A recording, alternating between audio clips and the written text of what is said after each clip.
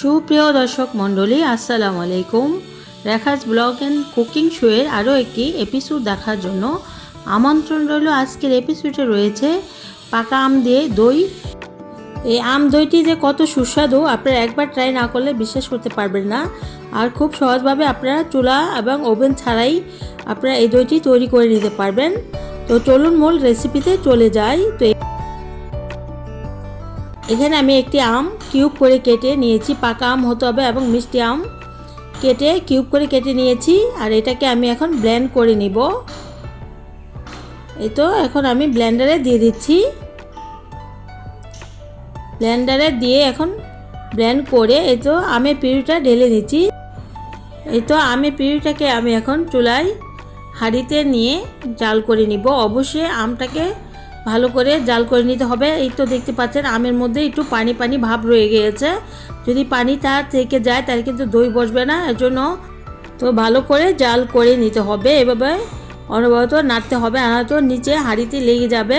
চারপাশ থেকে কাছে এনে আমি ভালো করে পিউরিটাকে জাল করে নিচ্ছি।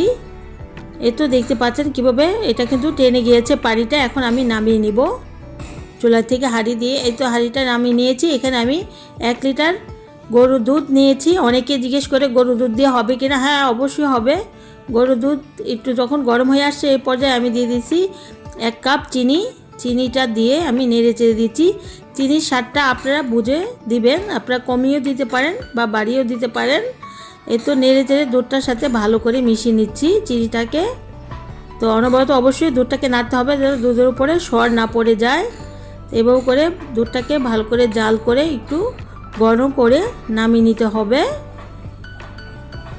এই তো এই পর্যায়ে আমি চুলা থেকে নামিয়ে ঠান্ডা করে নিচ্ছি। দুধটা কিন্তু জাল হয়ে গিয়েছে ভালো, দেখতে পাচ্ছেন। এভাবে করে ঠান্ডা করে নিতে হবে। এখানে আমি একটি মিক্সিং বল নিয়েছি, এর মধ্যে আমি দিয়ে দিচ্ছি ছেঁকে রাখা টক দই। অবশ্যই টক দইটাকে আপনারা ছেঁকে নিতে হবে। টক দইয়ের মধ্যে পানি থাকলে কিন্তু দই বসবে না। একটি হ্যান্ড উইক্স দিয়ে আমি ভালো করে টক দইটাকে ক্রিমের মতো করে নিচ্ছি। তো এই পর্যায়ে আমি দিয়ে দিচ্ছি আমের পিউরিটা 2 টেবিল চামচ আমি দিয়েছি। আপনারা চাইলে বাড়িয়েও দিতে পারেন। আর যদি আমটা বেশি মিষ্টি বলে আমি কিন্তু চিনির পরিমাণটা কম দিয়েছি। তো এখন দেখিয়ে দিচ্ছি কীরকম দুধটা গরম থাকলে আপনারা দিবেন। হাতটা কিছুক্ষণ চুবিয়ে রাখার পরে যখন দেখবেন যে হাতে একটু গরম লাগছে তখন সেই পর্যায়ে দিবেন। আর হচ্ছে বেশি গরম দিলে কিন্তু দই বসবে না, ছানা হয়ে যাবে। তো এই পর্যায়ে এই তো দুধটা ঢেলে দিয়েছি, দিয়ে আমি নাড়তেছি।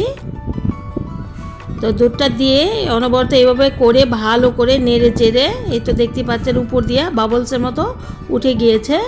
তো এইভাবে করে আপনারা ভালো করে মিশিয়ে নেবেন দুধ এবং টক দই।